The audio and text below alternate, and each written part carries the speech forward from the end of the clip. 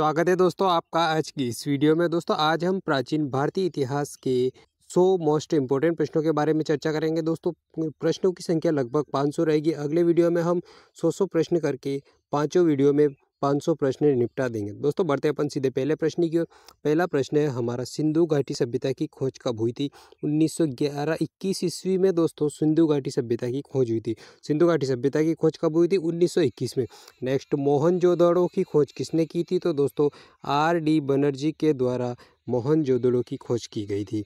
हड़प्पा की खोज किसने की थी? तो दयाराम साहनी के द्वारा हड़प्पा की खोज की गई थी। सिंधु सभ्यता को किस नाम से जाना जाता है? तो दोस्तों सिंधु सभ्यता को हड़प्पा सभ्यता के नाम से जाना जाता है।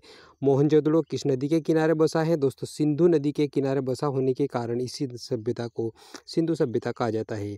हड़प्पा सभ्यता किस नदी के किनारे बसा था? दोस्तों हड़प्पा किस नदी के किनारे बसा शहर? दोस्तों हड़प्पा शहर रावी नदी के किनारे बसा है। नेक्स्ट, सिंधु सभ्यता का मुख्य नगर नियोजन किस पर आधारित था? तो दोस्तों ग्रिड पैटर्न पर आधारित था सिंधु सभ्यता का प्रमुख नगर नियोजन। नेक्स्ट, सिंधु सभ्यता का प्रमुख व्यवसाय क्या था? तो दोस्तों सिंधुवासियों का प्रमुख व्यवसाय कृषि था। सिंधु सभ्यता में लोग किस धातु का ज्ञान नहीं था? तो दोस्तों उन्हें लोहे का ज्ञान नहीं था। सिंधु सभ्यता के लोगों को लोहे की किसी प्रकार की जानकारी नहीं थी। सिंधु सभ्यता में सबसे बड़ा भवन कौन सा था? तो दोस्तों अन्नानागार जो था ये सिंधु सभ्यता का सबसे बड़ा भवन था। मोहनजोदड़ो का सबसे प्रसिद्ध स्मारक कौन सा था? मोहनजोदड़ो जो है दोस्तों इसका सबसे प्रसिद्ध स्मारक कौन सा था? तो दोस्तों महान स्नानागार जो था ये मोहनजोदड़ो का सबसे प्रसिद्ध स्नानागार था। सिंधु सभ्यता का धार्मिक चिन्ह क्या था? तो दोस्तों पीपल का वृक्ष सिंधु सभ्यता का धार्मिक वृक्ष था। सिंधु सभ्यता के लोग किस देवी की पूजा करते थे? तो दोस्तों वो माता देवी की शक्ति की पूजा करते थे। माता देवी शक्ति की पूजा करते थे सिंधु सभ्यता के लोग। पशुपति महादेव की मूर्ति मुहर कहाँ की सभ्यता से मिली है? तो दोस्तों पशुपति महादेव की मुहर सिंधु सभ्यता से मिली है। सिंधु सभ्यता के लोग किस लिपि का प्रयोग करते थे? तो दोस्तों चित्रलिपि का प्रयोग करते थे सिंधु सभ्यता के लोग। नेक्स्ट, सिंधु सभ्यता की लिपि किस प्रकार की थी? तो दोस्तों इसकी लिपि अपठित थी क्योंकि ये चित्रात्मक थी। सिंधु सभ्यता की लिपि अपठित थी। सिंधु सभ्यता का प्रमुख खेल कौन सा था? तो दोस्तों पासा सिंधु सभ्यता का प्रमुख खेल था। सिंधु सभ्यता की आर्थिक जीवन रेखा क्या थी? तो दोस्तों व्यापार सिंधु सभ्यता की प्रमुख आर्थिक जीवन रेखा थी। सिंधु सभ्यता के लोग किन देशों से व्यापार करते थे? तो दोस्तों मेसोपोटामिया, सुमेर, मिस्र इन शहरों से लोग व्यापार करते थे। सिंधु सभ्यता तांबा कहाँ से आता था? तो दोस्तों सिंधु सभ्यता के दौरान के समय में तांबा जो है राजस्थान की जो खेतड़ी तांबा की खान है यहाँ से तांबा आता था। नेक्स्ट, सिंधु सभ्यता का सोना कहाँ से आता था? दोस्तों सिंधु सभ्यता का सोना कहाँ से? कर्नाटक से आता था। और तांबा कहाँ से आता था? राजस्थान से। सिंधु सभ्यता को चांदी कहाँ से आती थी? तो दोस्तों अफगानिस्तान से चांदी आती थी। सिंधु सभ्यता में टीन कहाँ से आता था? टीन अफगानिस्तान से आता था। लोथल किसके लिए प्रसिद्ध है? तो दोस्तों लोथल गोदाम और गोदी के लिए प्रसिद्ध हैं। लोथल कहाँ पर है? तो दोस्तों लोथल ये गुजरात राज्य में स्थित है। नेक्स्ट, कालीबंगन कहाँ पर स्थित है? तो कालीबंगन दोस्तों राजस्थान में स्थित है। कालीबंगन किसके लिए प्रसिद्ध है? तो दोस्तों अग्निकुंड और हड्डी का हल के लिए प्रसिद्ध है। ये चीज़ें यहाँ से प्राप्त हुई है। धोलावीरा कहाँ पर स्थित है? दोस्तों गुजरात में धोलावीरा स्थित है। धोलावीरा किसके लिए प्रसिद्ध है? तो दोस्तों जल प्रबंधन व्यवस्था के लिए धोलावीरा प्रसिद्ध है। राखीगढ़ी कहाँ पर है? तो ये हरियाणा में स्थित है दोस्तों राखीगढ़ी। नेक्स्ट, राखीगढ़ी में क्या मिला है दोस्तों? तो राखीगढ़ी से मानव के कंकाल और आभूषण पाए मिले गए। कौन कौन से? कंकाल और आभूषण मिले राखीगढ़ी से। हड़प्पावासी किस कपड़े का प्रयोग करते थे? तो दोस्तों सूती वस्त्र का प्रयोग करते थे हड़प्पावासी। विश्व में सूती वस्त्र का प्रथम प्रयोग कहाँ पर हुआ था? दोस्तों विश्व में सूती वस्त्र का प्रथम प्रयोग सिंधु सभ्यता के लोगों के द्वारा किया गया था। हड़प्पावासी किस पशु को सर्वाधिक मान्यता देते थे? तो बैल को सर्वाधिक मान्यता देते थे हड़प्पावासी। हड़प्पावासी घोड़े को जानते थे या नहीं? तो दोस्तों घोड़े को हड़प्पावासी नहीं जानते थे। दोस्तों घोड़ों को जानने का कारण जो वो आर्यों के आने के बाद ये लोग जानने लगे थे। अगला प्रश्न, सिंधु सभ्यता में मुख्य अनाज कौन सा था? तो दोस्तों सिंधु सभ्यता के लोगों के गेहूं और जौ इनका प्रमुख अनाज था। सिंधु सभ्यता के नगर किस प्रकार के बने होते? तो दोस्तों ये पक्की ईंटों के बने हुए होते हैं सिंधु सभ्यता के नगर। हड़प्पा सभ्यता का पतन कब हुआ? दोस्तों लगभग 1500 ईसा पूर्व हड़प्पा सभ्यता का पतन हो गया, समाप्त हो गई। हड़प्पा सभ्यता के पतन के प्रमुख कारण क्या है? तो दोस्तों आर्यों का आक्रमण या प्राकृतिक आपदा, ये दो प्रकार के कारण बताए जाते हैं। हड़प्पा सभ्यता के पतन के कारण एक तो आर्यों का आक्रमण और प्राकृतिक आपदाएं। वेदों की रचना किस भाषा में हुई? तो दोस्तों ये संस्कृत भाषा में वेदों की रचना हुई थी। वेद कितने हैं? तो दोस्तों वेद 4 वेद है। वेद किसे कहते, ऋग्वेद किसे कहते हैं? तो दोस्तों प्रथम वेद जो है इसे ऋग्वेद कहते हैं। ऋग्वेद में कितने सूक्त हैं? तो दोस्तों 1028 सूक्त हैं। ऋग्वेद में 128 सूक्त हैं और दोस्तों इसे प्रथम वेद कहा जाता है। सामवेद को किसका वेद कहते हैं? तो दोस्तों सामवेद को संगीत का वेद कहा जाता है। इसमें संगीत के बारे में चर्चा की गई है। यजुर्वेद किससे संबंधित है? दोस्तों ये यज्ञ और अनुष्ठान से संबंधित है।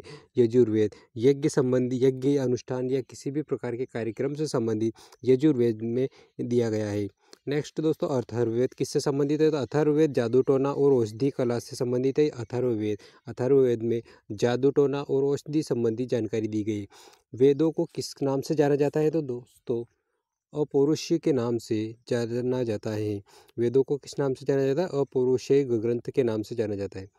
वेदों की व्याख्या को क्या कहते हैं? तो दोस्तों वेदों की व्याख्या को ब्राह्मण ग्रंथ कहते हैं। वेदांग कितने हैं? तो दोस्तों वेदांग की संख्या 6 है।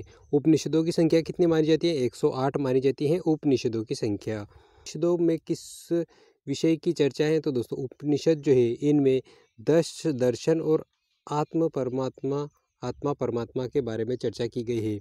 उपनिषदों में दर्शन और आत्मा और परमात्मा के बारे में चर्चा की गई है।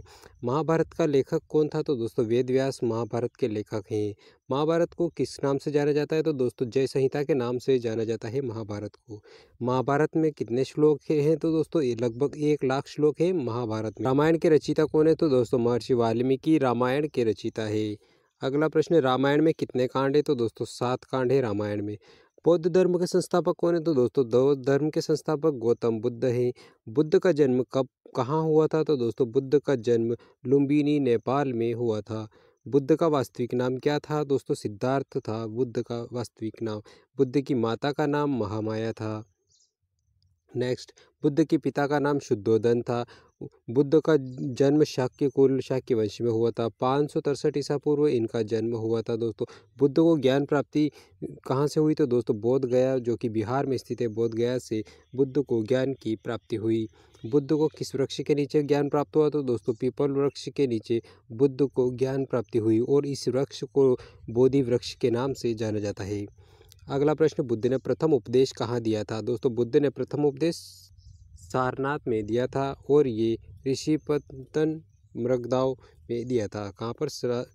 सारनाथ में बुद्ध ने प्रथम उपदेश दिया था। बुद्ध के उपदेश को क्या कहा जाता है? तो बुद्ध के द्वारा दिए गए उपदेश को दोस्तों धर्म चक्र प्रवर्तन के नाम से जाना जाता है।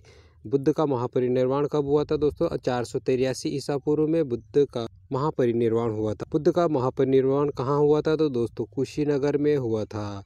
जैन धर्म के 24वें तीर्थंकर कौन थे? दोस्तों महावीर स्वामी जैन धर्म के प्रथम 24वें तीर्थंकर थे और प्रथम तीर्थंकर दोस्तों ऋषभ देव थे।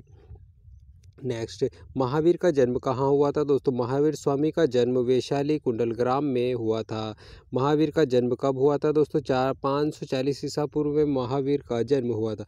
महावीर के पिता का नाम क्या था? दोस्तों महावीर जो थे उनके पिता का नाम सिद्धार्थ था, उनकी माता का नाम त्रिशला था और उन महावीर जो थे उनका एक और नाम था, वास्तविक नाम वर्धमान था। तो महावीर को वर्धमान के नाम से भी जाना जाता है। नेक्स्ट प्रश्न, महावीर ने दीक्षा कहाँ ली? दोस्तों महावीर स्वामी जो थे उन्होंने 30 वर्ष की आयु में शीख दीक्षा ली। महावीर ने कितने वर्ष तपस्या की? तो दोस्तों 12 वर्ष तक महावीर स्वामी के द्वारा तपस्या की गई। महावीर को ज्ञान की प्राप्ति कहाँ से हुई? तो दोस्तों महावीर स्वामी को ऋजुपालिका नदी के तट पर ज्ञान की प्राप्ति हुई। महावीर का निर्वाण कब और कहाँ हुआ? 468 ईसा पूर्व पावापुरी में महावीर को ज्ञान की निर्वाण प्राप्ति हुई। निर्वाण कहाँ प्राप्त हुआ? पावापुरी में 468 ईसा पूर्व में। जैन धर्म के अनुयायी किस भाषा का प्रयोग करते थे? तो दोस्तों प्राकृत भाषा का प्रयोग करते थे जैन धर्म के अनुयायी। अगला प्रश्न, जैन धर्म में कितने अंग है? तो दोस्तों 12 अंग है जैन धर्म में। बौद्ध धर्म की पहली सभा कहाँ आयोजित हुई थी? तो राजगृह में आयोजित हुई थी बौद्ध धर्म की पहली सभा। पहली सभा बौद्ध धर्म की जो हुई थी उसका अध्यक्ष कौन था दोस्तों? महाकश्यप उसके पहले अध्यक्ष थे। दूसरी बौद्ध सभा कहाँ हुई थी? तो दोस्तों वैशाली में हुई थी दूसरी बौद्ध सभा। तीसरी बौद्ध सभा कहाँ हुई थी? पाटलिपुत्र में हुई थी तीसरी बौद्ध सभा। नेक्स्ट, तीसरी बौद्ध सभा किसके शासनकाल में हुई थी? तो दोस्तों बौद्धों की जो तीसरी बौद्ध सभा हुई थी वो अशोक के शासनकाल में हुई थी। चौथी बौद्ध सभा कहाँ हुई थी? तो कुंडलवन में हुई थी जो कि कश्मीर में स्थित है। चौथी बौद्ध सभा शासनकाल किसके शासनकाल में हुई थी? तो दोस्तों चतुर्थ संगीति जो है ये बौद्ध सभाओं को दोस्तों बौद्ध धर्म के अनुसार इन्हें संगीति कहा जाता है। तो चौथी बौद्ध संगीति या चौथी बौद्ध सभा कहाँ हुई थी? कुंडल और कश्मीर में हुई थी और ये कनिष्क के शासनकाल में हुई थी। जैन धर्म की पहली सभा कहाँ हुई थी? तो दोस्तों पाटलिपुत्र में जैन धर्म की पहली सभा हुई थी। दूसरी जैन सभा कहाँ हुई थी? तो वल्लभी गुजरात में जैन धर्म की दूसरी सभा हुई थी। मगध साम्राज्य का पहला शासक कौन था दोस्तों? तो मगध साम्राज्य का पहला शासक बिंबिसार था। बिंबिसार का किस वंश का शासक था दोस्तों? हर्यक वंश का शासक था बिंबिसार। बिंबिसार का पुत्र कौन था? अजातशत्रु बिंबिसार का पुत्र था। हर्यक वंश के बाद कौन सा वंश आया? तो दोस्तों शिशुनाग वंश आया हर्यक वंश के बाद। शिशुनाग वंश के बाद कौन सा वंश आया था? तो दोस्तों नंद वंश जो है ये शिशुनाग वंश के बाद आया था। अगला प्रश्न, नंद वंश का संस्थापक कौन था दोस्तों? नंद वंश का संस्थापक महापद्मानंद नंद वंश का संस्थापक था। नंद वंश के अंतिम शासक कौन था? तो दोस्तों घनानंद जो था नंद वंश का अंतिम शासक था। मौर्य वंश का संस्थापक कौन था दोस्तों? चंद्रगुप्त मौर्य मौर्य वंश का संस्थापक था। चंद्रगुप्त मौर्य के गुरु कौन थे दोस्तों? चाणक्य, जिन्हें कौटिल्य कहा जाता है, चंद्रगुप्त मौर्य के गुरु थे। चाणक्य द्वारा लिखित प्रसिद्ध ग्रंथ कौन सा है? तो दोस्तों अर्थशास्त्र चाणक्य के द्वारा लिखा गया प्रसिद्ध ग्रंथ है। तो दोस्तों आज के इस वीडियो में यहीं तक। अगले 100 प्रश्न 101 से लगाकर 200 तक के जो प्रश्न है मैं कल अगले वीडियो में आपको करवा दूंगा। मिलेंगे दोस्तों। अगर वीडियो आपको पसंद आया तो वीडियो को लाइक कर दीजिए, चैनल पे नए तो चैनल को सब्सक्राइब कर लीजिए। मिलेंगे अगले वीडियो में इसी प्रकार की जानकारी के साथ। तब तक के लिए आपको बहुत बहुत धन्यवाद।